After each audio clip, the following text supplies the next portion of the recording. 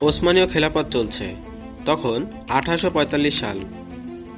খলিফা আব্দুল মজিদ ইস্তাম্বুলের মসনদে। এ সময় এসেও ইউরোপের অবস্থা খুব একটা সুবিধা ছিল না।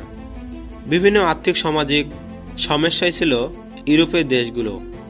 এ সময় আয়ারল্যান্ডে দেখা দেয় এক ভয়াবহ দুর্ভিক্ষ। মহামারী টাইপের রোগও ছড়িয়ে পড়ে ইংল্যান্ডের প্রতিবেশী রাজ্যে। মারা যেতে থাকে হাজার হাজার আদম সন্তান। আয়ারল্যান্ডের এই দুরবস্থা দেখে এগিয়ে আসেন খলিফা আব্দুল মজিদ। তিনি জরুরিভাবে 10,000 টার্লিং, যার বর্তমান মূল্য প্রায় 17 লক্ষ মার্কিন ডলার, সাহায্য পাঠানোর সিদ্ধান্ত নেন আয়ারল্যান্ডবাসীর জন্য। কিন্তু বাধা দেয় ইউরোপের মোড়ল ইংল্যান্ড। গোটা দুনিয়া লুণ্ঠন করে বেড়ানো ইংল্যান্ড নিজেদের অধীনস্থ রাজ্যকে এই দুর্যোগে মাত্র 2,000 টার্লিংয়ের বেশি সাহায্য দেয়নি।